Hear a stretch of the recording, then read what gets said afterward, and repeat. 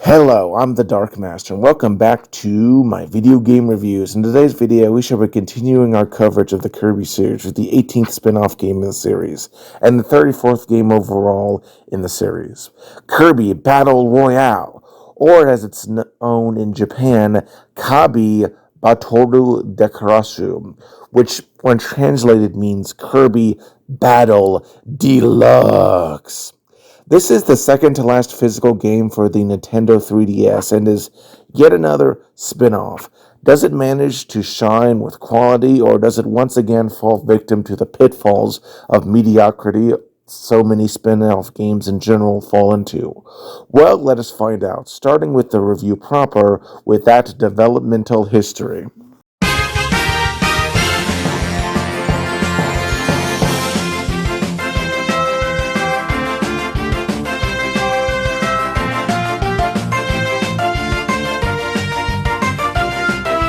Alright, so in terms of this game's developmental history, we don't really know much, but we know that it starts at some point prior to April 12, 2017, when it was teased as part of the celebration for Kirby's 25th anniversary.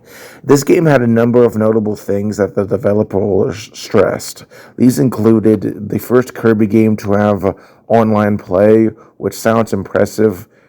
Much more so are the 3D copy abilities, which will be important in a future game we will eventually review. Looking into the game files, we see that there are unused duplicates for the dummy and Axe Knight, indicating they may have once been playable, as well as unused pink, yellow, and gray palette swaps for Kirby, and an unused animation of DDD blinking. In terms of notable people who worked on the game, these include Tadashi Kawai as the director, Tatsuyumi Kimishina as the executive producer, and Sogo Sakai as the lead sound guy. Development in the end went rather smoothly and was released first in the EU on November 3rd, 2017, then in Oceania on November 4th, 2017, next in Japan on November 30th, 2017, then in North America on January 19th, 2018, and lastly in South Korea on February 1st, 2018. After this initial release, there were several free updates. 2.0 brought in Mirror as well as some bug fixes. Update 2.1 mostly made it so that getting ranking points as well as just generally progressing was easier, which I'll discuss later in the gameplay segment of this review, and it was mostly just bug fixes, while the final 3.0 update added sleep and fixed some more bugs. Overall, I shall be reviewing only the latest version as it's the fullest of the game's potential. Despite this active support, it didn't sell all that well, only managing to sell around 3,300,000 copies and got mediocre reviews, with Metacritic giving it a score of 57, one of the lowest for the series on the site, for what that is worth, given how garbage that site is, but was it deserved? Well, let us start with the review of the game itself, starting with that story.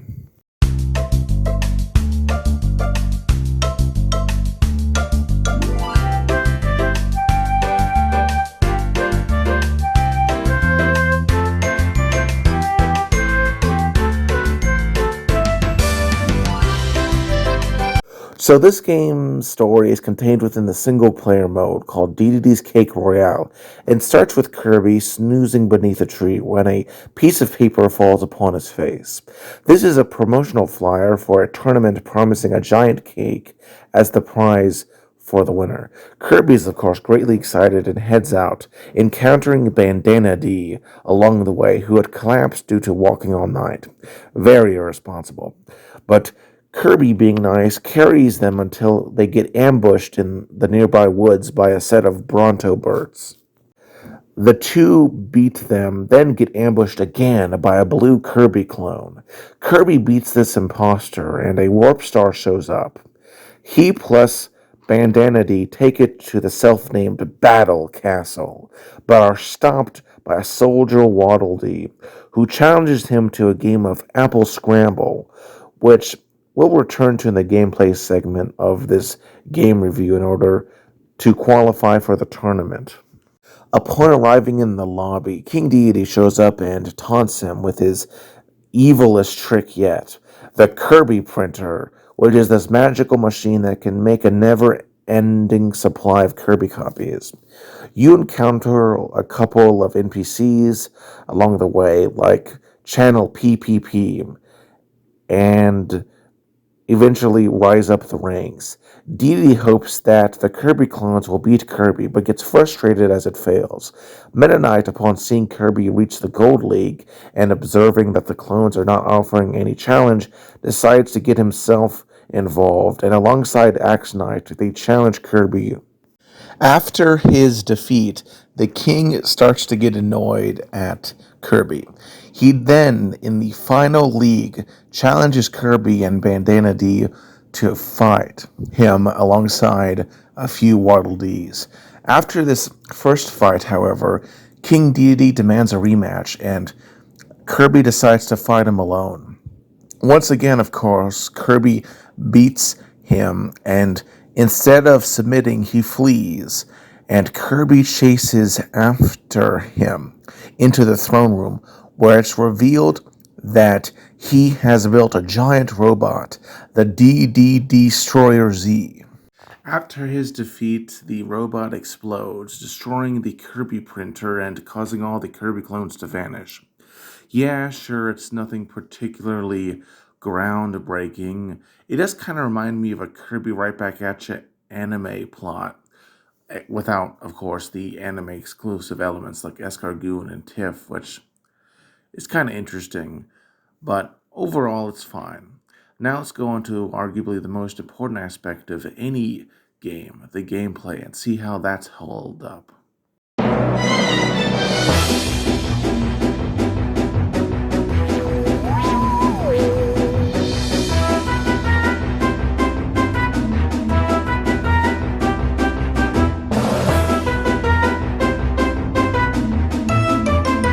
Alright, so on a basic level, the 3D controls of this game draw heavily from the basics seen in Kirby's Blowout Blast, which I've already reviewed before, so check that out if you'd like to learn more. No, the most notable thing here are the addition of copy abilities, all of which are returning, but due to making that transition to 3D for the first time, I think they all warrant some discussion. I'll start with the starter abilities before going to the unlockable ones. First up is Sword. Now his slashes have more area coverage, and the drill stab move can be done both on the ground and in the middle of the air. Next up is Spear, who is similar but with greater range at the expense of having a smaller area of attack, leading to more accurate but small stabs. Then we see Cutter, one of the simpler abilities where you have these boomerangs that can bounce off the walls. It's fun, but, probably not the best. Whip is really fun, as you can toss others around and grab items from a distance, making it very useful for certain minigames. Bomb has a slightly simplified moveset, but still feels basically the same, and I enjoyed it quite a bit, has a bit of range. Beetle is a very nice inclusion and can honestly really be useful, as you can intercept people by grabbing them. Fighter is, as you expect, perfect for this sort of game. The complex Street Fighter-esque controls really synergize well with the concept of this game. Last of the starter ones is Ninja, and it's probably my least favorite of the game, but it has a lot of charge-up moves, and I'm sure some people will like that. Kirby can unlock the remaining abilities bought using battle coins. Parasol is fine, but not worth talking about. Hammer is awesome. It can hit really hard. That sometimes it can kill someone in one hit. Doctor is probably the most complex ability, but he has since lost the fire and ice potions from his original appearance, but now has a sleep flask that can put people to sleep. Tornado is fun to use, but you're kind of vulnerable after a big attack. Last of the original abilities is Ice, which now takes a few hits to freeze a foe, which is, a bit disconcerting, but you get used to it after a bit. The two additional abilities are First Mirror, which won the first poll held to determine which ability the fans wanted. It's pretty fun, but again, simplified. Perhaps more radical was the Sleep ability that got added after winning another second poll, and he actually got a moveset. The only time such an extensive thing was added. By pressing B or Y, you do a pillow slap. By pressing B or Y twice, you do an uppercut pillow. By pressing B or Y 3 times in quick succession, you do a mighty pillow takedown. By pressing B in a jump, you do a spinning pillow drive. By holding B and Y a bit before releasing it, you burst a snot bubble. While idle, you sleep and even slowly heal health. Sadly, despite how cool these last two are, due to being added later on, they can't be used in the story mode. In addition, there are 3 playable non-Kirby characters. First up is Paracel Waddle Dee that, for the most part, functions as Paracel D, but with a unique, larger charge attack that involves holding down the B button. It's called Aqua Shot. Meta Knight is the next to be unlocked. It functions like Sword, but has better air controls and can use his dimensional cape to do some funky stuff. Lastly is King Deity, who fights much like Hammer Kirby, but with a unique hammer throw done by holding B. This game, in both the story mode and multiplayer modes, consists of several smaller games, which I shall discuss now. Of these, only 5 are available at first. First up is Battle Arena, which is pretty straightforward, a simple beat-em-up with the last one standing winning. You can recover from a KO by rapidly tapping A, but it's harder the more times you fall, and you want to avoid it. The 2 arenas are the same outside of visuals, but we'll talk about that later. Next up is Apple Scramble, where you have to collect apples as well as special golden apples worth 5 points, as opposed to just 1. By attacking the mini wispy woods, you can carry up to 20 at a time to hatch. Then by hitting a specific switch to send the apples down, earning you points. Beware though, others can steal your apples. Coin Clash sees you collect coins as you also encounter pots that can get you multiple coins. You can also attack other players for more coins, but they can also attack you back. Also, occasionally a ghost will show up and can possess someone, causing them to continuously lose coins until you pass it along like an STD to another player. Next up, attack riders can be fought either in a team or a free-for-all. Each contestant starts with 100 chips, and you have to collect as many as you can by attacking players, either by using copy abilities or one of the 2 vehicle/enemies that show up, the Blaze Wheelie or the Electric Shock Tank. But we'll talk about those more in the enemy segment of the video. Last of the base minigames is Crazy Theater, which is odd in that it functions as a collection of minigames within a collection of minigames, all set on a stage. Stand on the Answer has you answer simple mathematic formulas, where you have to stand on the right answer. Attack Arrival sees you have to the best of your ability, try to attack your opponents at least once. Use Charge Up on Rivals is similar, but you have to use a charge attack to hit your opponents. Strike with a B charge has you hit targets with a charge attack. Dodge attack sees you have to dodge attacks from other players. Carry 3 apples challenges you to pick up 3 apples. Carry 1 apple is the same, but there's only 1 apple. Dodge the Shocks has you avoid lightning attacks from, Krakow. Dodge the Asteroids has you dodge an asteroid. Avoid the Blast is similar, but with a huge explosion. The remaining 5 are unlocked using 800 battle coins each, which are effectively the, you, sort of currency in this game.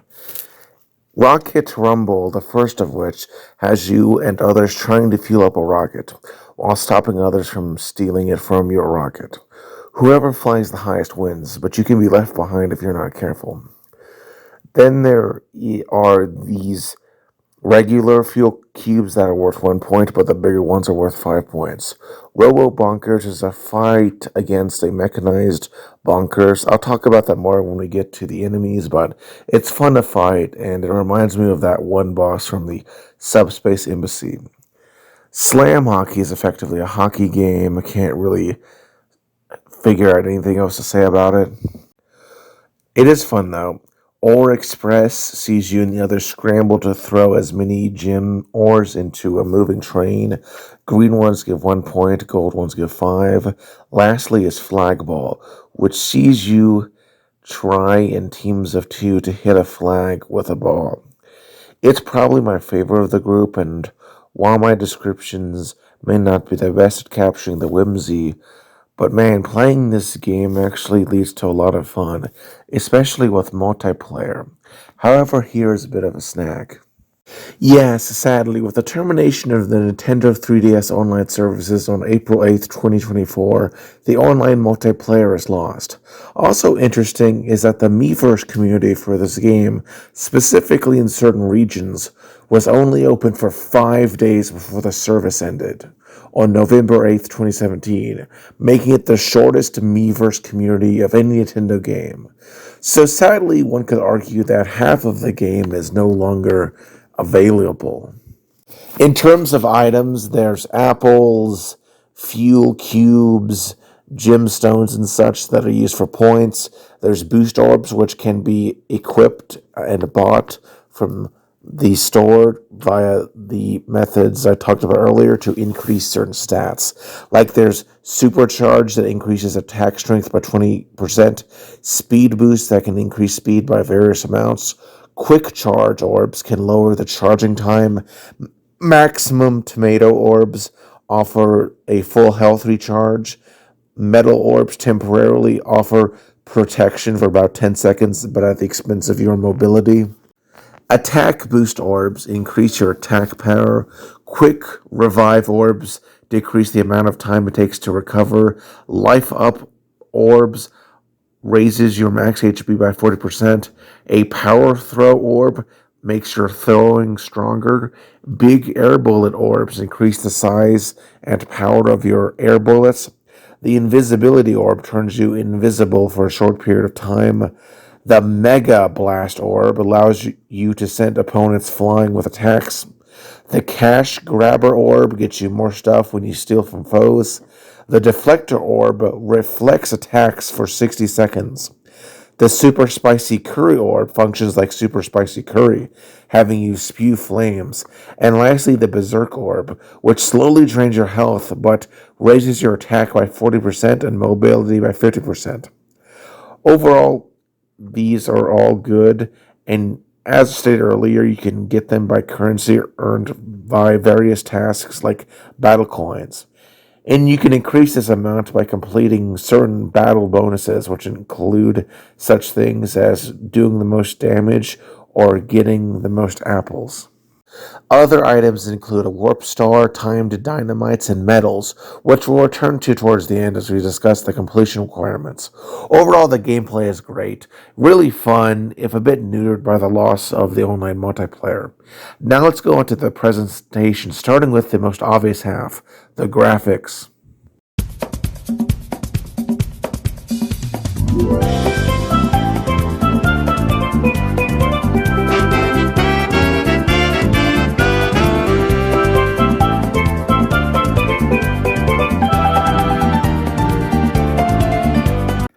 Alright, so on a basic level, this game's graphics draw upon Kirby's Return to Dreamland, which you should watch my review of. It's my favorite Kirby game. But still, there's some stuff I think is worth discussing in addition to that basic, groundwork. All the cutscenes are very adorable, and I like how all the crowds can be very varied, with Bronto Burt's Waddle Dees and even Susie making a cameo. The Battle Coliseum is a gray arena that has a nice star pattern The deluxe one is much brighter in coloration. Apple Scramble has several stages. The tutorial level is very simple, taking place in a forest. The fenced forest takes place in a wintry region. The bramble forest has a mud floor. Double cross forest has the most robust area, but it looks fine. Lastly is the starter forest, which I don't really have much to say about. Attack riders have two arenas. First up is a green one that has a blaze wheelie show up and is green, while the other is yellow. Both are quite futuristic.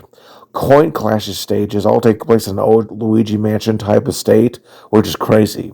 Crazy Theater comes off as an elaborate theatrical play. Rocket Rumble takes place in a launching area.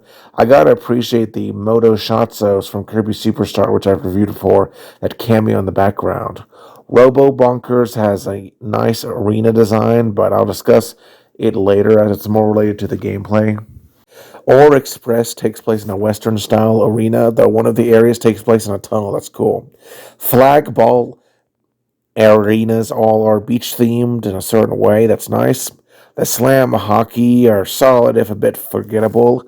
Perhaps most notable is all the various collectible costumes for the abilities you can unlock. Sadly, Mirror and Sleeper didn't get any due to being added post-release. Kind of comes off as lazy, as they probably could have added them, but the ones we do got are nice. Sword gets the Gigant helmet, which is based off the returning mini-boss Gigant Edge. The newspaper hat is one made out of newspaper. Dyna helmet draws from Kirby Superstar boss Dyna Blade, all gotten by coins, but the last one, based off Ultra Sword, is gotten through the Kirby series Kirby Amiibo.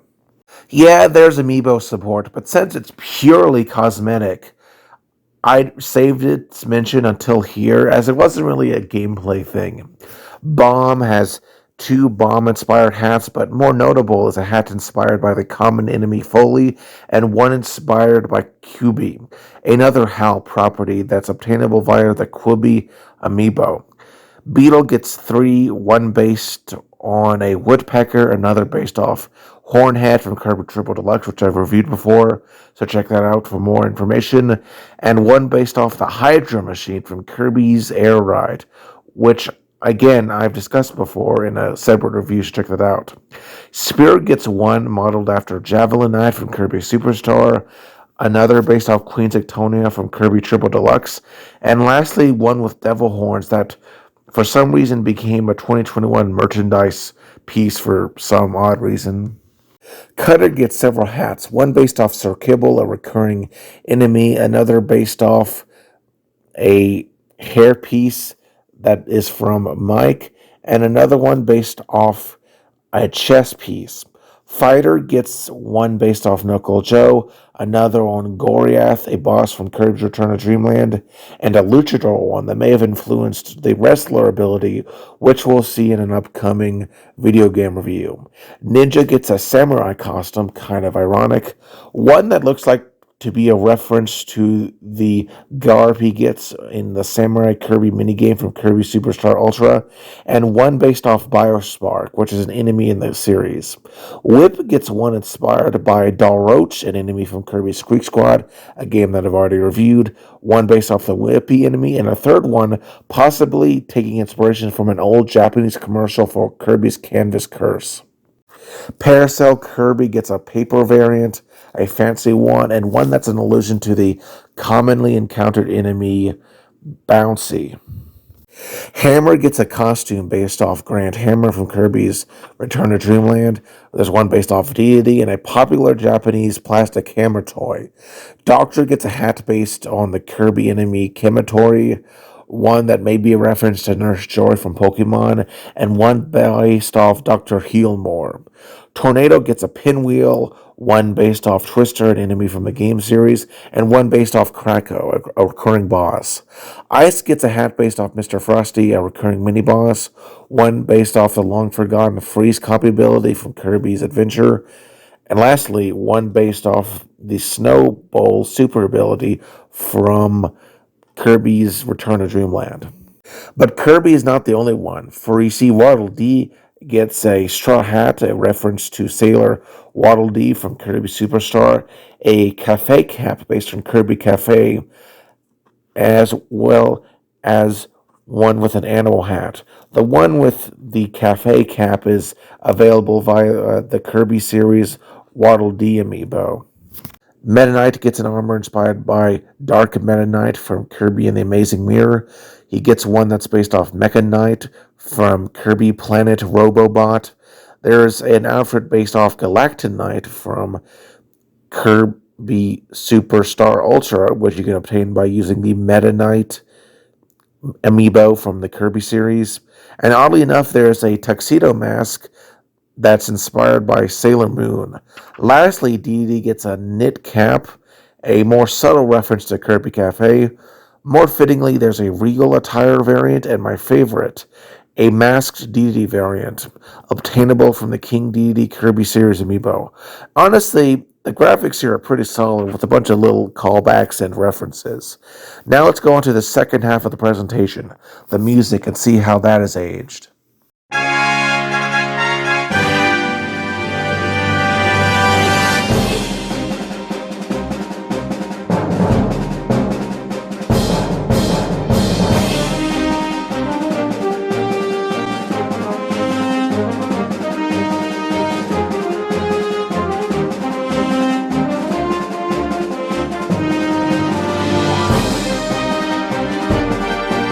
Alright, so right off the bat, all the music heard in the menus, cutscenes, and such are really nice, getting you pumped up to play it. The Apple Scramble theme is really hectic and gets you in the mood as you scramble via the usage of a 4x4 tempo. It speeds up as you run out of time. Coin Clash's theme sounds straight out of a Halloween animated special, and I love it. The Flagball theme has a real Caribbean vibe thanks to the usage of steel pan. Crazy Theater's theme is very cheerful, using xylophone. Versus Robo Bonkers is very dramatic with its opening and comes off like a boss theme. The Storm Hockey has a very electro dubstep vibes with elements of green greens. All the other mini-games have some okay music, but it's kind of forgettable.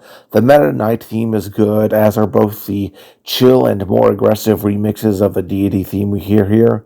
But frankly, the best theme in the OST and the most memorable by far is DD Destroyer Z's theme, which frankly I love due to how jazzy it is. And by skipping the intro associated with Masked DD, it really gets its own spin to it. Overall, the OST is fine, but not particularly groundbreaking. Now let's go on to the enemies you shall be encountering on this adventure.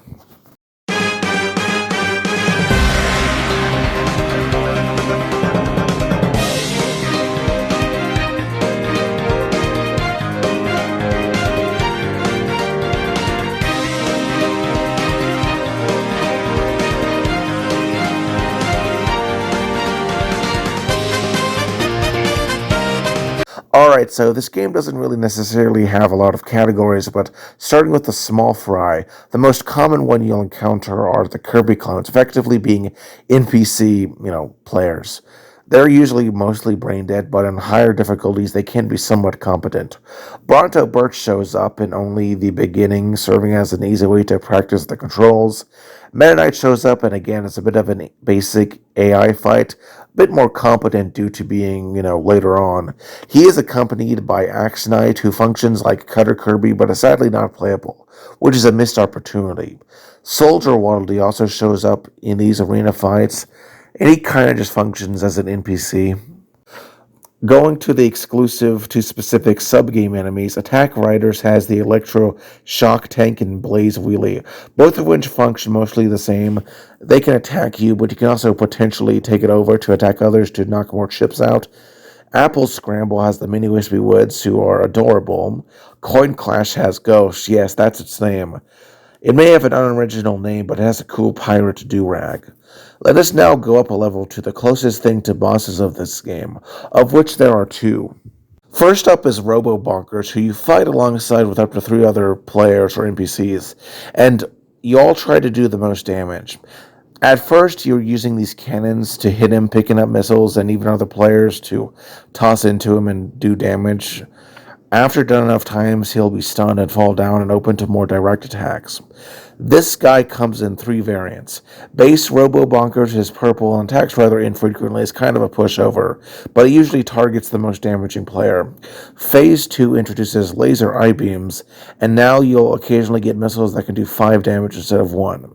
A second reddish variant called Robo Bonkers DX with spiny arms is more aggressive and does more numerous hammer attacks as long with more aggressive laser I-beams. Lastly is Robo Bonkers SDX, gilded in copper robust armor and attacks even faster, occasionally doing a double hammer attack. Honestly, I wish it would show up in the mainline games. It could probably be more fleshed out in those. The last encounter and boss is against DDD. After the first two fights that are basically up against AI, the true final boss has him flee into the DDD Destroyer Z. It's great, fun, varied, with a hammer that will constantly summon an endless army of Kirby clones.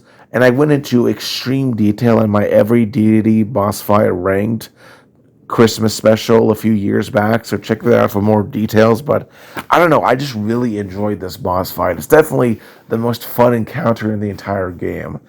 And I love it. It's just amazing. So yeah, that's that. The enemies of this game, while extremely limited, do have a few gems that I wish could make the transition into the mainline games, but probably never will. Now let's go on to the completion requirements of the game and my final thoughts.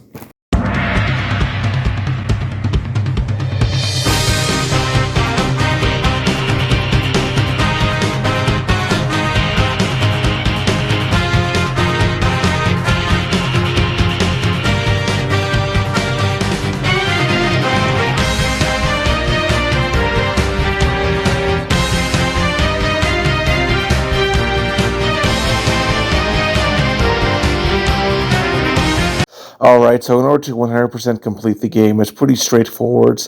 In addition to beating the story mode, there are 60 medals divided into 3 categories, bronze, silver, and gold, based on the difficulty of getting it, and range from simple tasks you'll likely do by accident, like using the training rooms. Others can be quite obscure or annoying, like, say, winning attack riders with 300 chips, or being the only one to launch in Rocket Rumble. Frankly, I think it's worth doing if only to get the most out of the game. As for the game as a whole, I personally really enjoyed revisiting the game. It's honestly like a box of chocolates, filled with short, sweet experiences that can admittedly be a bit low in substance at points. Sadly, due to the end of the online services, a good chunk of the experience is now gone. I still think it's worth playing, just only if you're really a big Kirby fan. I think it can be a bit short to enjoy it if you're not one. But for Kirby fans or those interested, I think it's well worth checking out. Sadly, it has never been released outside of its original 3DS release, but can be still found for relatively cheap. Anyway, I'm the Dark Master. If you liked the video, liked it, but if you loved it, consider subscribing and sharing it around. It really helps out. Anyway, take care and have a wonderful day.